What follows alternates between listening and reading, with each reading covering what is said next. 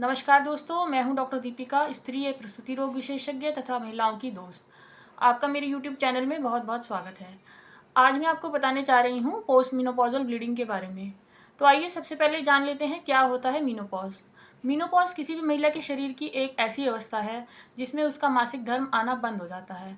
अंडेदानी के द्वारा निकलने वाला ईस्ट्रोजन हार्मोन कम हो जाता है, जिसकी वजह से उसका मासिक धर्म आना बंद हो जाता है। अब जान लेते हैं क्या होती है post menopausal bleeding. Post menopausal bleeding अगर महिला के मीनोपॉज होने के 1 वर्ष या उससे अधिक समय के बाद अगर ब्लीडिंग होती है तो उसको बोलते हैं पोस्ट मीनोपॉजल ब्लीडिंग। तो अब जान लेते हैं पोस्ट मीनोपॉजल ब्लीडिंग के क्या क्या कारण होते हैं। जो सबसे कॉमन कारण होता है वो होता है atrophic vaginitis and endometrial atrophy.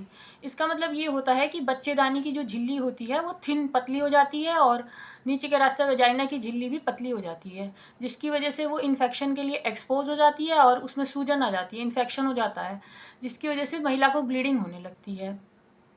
नीचे के रास्ते की एग्जामिनेशन जो डॉक्टर करती है, जिसको पेल्विक एग्जामिनेशन कहते हैं, उसके द्वारा इस कंडीशन का पता लगाया जा सकता है। और कुछ हार्मोनल ऑइंटमेंट्स जैसे कि इवालॉन और अन्य हार्मोन्स के ऑइंटमेंट के द्वारा इस कंडीशन को ट्रीट किया जा सकता है। सेकंड नंबर पे हमारा होता है सर्वाइकल पॉलिप या एंडोमेट्रियल पॉलिप। ये एक मांस के जैसा टुकड़ा होता है जो कि बच्चेदानी के मुंह पे लटका रहता है, या फिर वो बच्चेदानी के अंदर भी होता है, जिसको हम बोलते हैं एंडोमेट्रियल पॉलिप। तो इसको भी हम आपके डॉक्टर को जब आप दिखाने जाती हैं तो एग्जामिनेशन के द्वारा पता लगाया जा सकता है। पेल्विक एग्जामिनेशन या फिर स्टेरोस्कोपी के द्वारा पता लगाया जा सकता है, और इसको भी दूरबीन की विधि द्वारा अगर एंडोमेट्रियल पॉलिप है तो निकाला जा सकता है, और अगर सर्वाइकल पॉलिप है तो ओपीडी में ही इसको निकाला जा सकता है। फिर थर्ड कंडीशन होती है हमारी endometrial hyperplasia and associated cancer. आज का वीडियो बनाने का मेरा उद्देश्य यही है, आप सभी महिलाओं को इस तीसरी कंडीशन, जिसको कि हम एंडोमेट्रियल हाइपरप्लेसिया बोलते हैं, इससे अवगत कराना, क्योंकि कुछ केसेस में ये जो कंडीशन होती है ये कैंसर में परिवर्तित हो जाती है। तो आइए जानते हैं, डिटेल में डिस्कस करते हैं क्या होता है एंडोमेट्रियल हाइपरप्लेसिया, इसको हम कैसे पता लगा सकते हैं, तथा अगर एक बार एंडोमेट्रियल हाइपरप्लेसिया हो जाए तो इसका उपचार कैसे किया जाता है। एंडोमेट्रियल हाइपरप्लेसिया का पता बायोप्सी के द्वारा लगाया जाता है।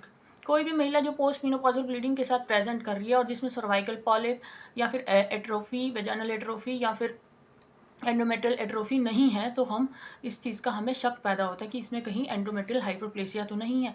तो ऐसे सभी पेशेंटों में हम एंडोमेट्रियल बायोप्सी के लिए उसका सैंपल भेजते हैं।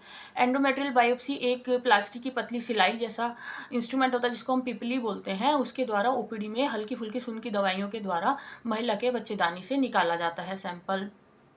अगर वो हमारा सैंपल ओपीडी प्रोसीजर के द्वारा नहीं आता है तो फिर हम उसकी डायग्नोस्टिक हिस्टेरोस्कोपी करते हैं और उस तब सैंपल लेते हैं। डायग्नोस्टिक हिस्टेरोस्कोपी का मतलब ये होता है कि सुन करके उसके नीचे के रास्ते को हम दूरबीन द्वारा देखते हैं और बच्चेदानी की जांच करते हैं, और उसी के समय साथ के साथ थोड़ा सा सैंपल भी निकाल लिया जाता है। फिर उस सैंपल को हम लोग लैब में भेजते हैं जांच के लिए, और उसकी रिपोर्ट आती है। उससे हमें पता चलता है कि महिला को एंडोमेट्रियल हाइपरप्लेजिया है या नहीं है।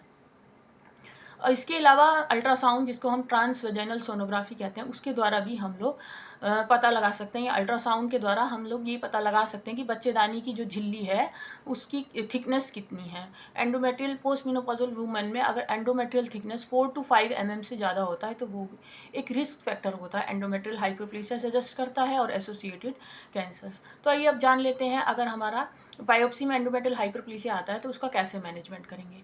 एंडोमेट्रियल हाइपरप्लेसिया दो प्रकार का होता है, endometrial hyperplasia without atypia and endometrial hyperplasia with atypia. तो आइए जान लेते हैं पहले एंडोमेट्रियल हाइपरप्लेसिया विदाउट एटीपिया क्या होता है। एंडोमेट्रियल हाइपरप्लेसिया विदाउट एटीपिया अगर हमारा बायोप्सी में आता है तो ये एक कम खतरनाक कंडीशन होती है, और इसमें 95% जो केसेस होते हैं वो खुद ब खुद ठीक हो जाते हैं, और फॉलोअप करने पे हमें 6-6 महीने के अंतराल पे पेशेंट की बायोप्सी करानी पड़ती है, और 5% केस ही कैंसर में परिवर्तित होते हैं। तो आइए अब जान लेते हैं इसका मैनेजमेंट हमें कैसे करना है। इसका हम अधिकतर केसों में तो हम इसको ऑब्जर्वेशन करते हैं। ऑब्जर्वेशन का मतलब ये होता है कि हम 6 महीने के बाद फिर से बायोप्सी करा के देखते हैं। अगर बायोप्सी में हमें लग रहा है कि पेशेंट का कोई इम्प्रूवमेंट नहीं, तो पहले हम मेडिकल मैनेजमेंट करते हैं। मेडिकल मैनेजमेंट के लिए इसमें प्रोजेस्टेरॉन के सप्लीमेंट्स दिए जाते हैं। प्रोजेस्टेरॉन की पिल्स आती हैं जो कि कंटिन्यूअस 6 महीने के लिए दी जाती हैं। इसके अलावा इंट्रायूटेराइन LNG IUS आता है। LNG मतलब लीवोनॉर्जेस्ट्रॉल इंट्रायूटेराइन सिस्टम, एक प्रकार का जैसे कॉपर टी महिला में लगाई जाती है उसी तरह का ये एक डिवाइस होता है जिसको कि महिला में लगा दिया जाता है और ये बहुत इफेक्टिव होता है, हार्मोन से भी ज़्यादा इफेक्टिव होता है। ब्लीडिंग बंद हो जाती है। उसके बाद कम से कम 6 महीने तक महिला को बोलना चाहिए कि कम से कम 6 महीने तक इसको लगवाए, और अगर कोई भी साइड इफ़ेक्ट इससे नहीं होता है, महिला को ये सूट कर जाती है, तो उसको मोटिवेट करना चाहिए कि 5 ईयर्स तक इसको रखे LNG IUS को। तो काफ़ी 90% केसेस में इससे जो है कैंसर से बचा जा सकता है और ये जो है रीग्रेस हो जाता है। जो हमारा एंडोमेट्रियल हाइपरप्लेजिया है वो रीग्रेस हो जाता है 6 महीने के अंदर ही। अब अगर ये हमारा जो है मेडिकल मैनेजमेंट से नहीं ठीक होता है, विदाउट एटीपिया हाइपरप्लेजिया विदाउट एटीपिया अगर मेडिकल मैनेजमेंट से नहीं ठीक होता है तो फिर हम इसमें हिस्टेरेक्टोमी करते हैं, मतलब कि हम बच्चेदानी को निकाल देते हैं। अब हमारा जो है एंडोमेट्रियल हाइपरप्लेसिया विद एटीपिया, मतलब अगर हमारा हाइपरप्लेसिया विद एटीपिया आता है तो फिर उस कंडीशन में हमें बच्चेदानी को निकालना है और दोनों ओवरीज को भी निकालना है, क्योंकि एंडोमेट्रियल हाइपरप्लेसिया विदाउट एटीपिया हमारी कम खतरनाक कंडीशन होती है जिसमें कि हम मेडिकल मैनेजमेंट या फिर फॉलोअप करा के पेशेंट को देख सकते हैं। लेकिन एंडोमेट्रियल हाइपरप्लेसिया विद एटीपिया इसमें हमें डायरेक्टली हिस्टेरेक्टोमी करनी है, क्योंकि इसमें कैंसर होने की संभावना ज़्यादा होती है। अब आप सभी के मन में ये क्वेश्चन आ रहा होगा कि आखिर पोस्ट एंडोमेट्रियल हाइपरप्लेजिया होता क्यों है? जब मीनोपॉज हो गया और महिला का हार्मोन कम हो रहा है तो आखिर ये होता क्यों है? इसका कारण मैं आप लोगों को बताती हूँ। वैसे तो इसके बहुत सारे कारण होते हैं, लेकिन एक मोस्ट कॉमन कारण ये होता है जो महिलाओं में ओबिसिटी होती है, यानी कि ओबिसिटी का मतलब उनका एडिपोज टिश्यू, जिसको बोलते हैं पेरिफेरल एडिपोज टिश्यू, वो बढ़ जाता है, जिसकी वजह से वो थोड़ा बहुत एस्ट्रोजन भी प्रोड्यूस करने लगता है। और इंसुलिन रेजिस्टेंस जिन महिला में होता है, यानी कि जो जिनमें डायबिटीज़ होता है,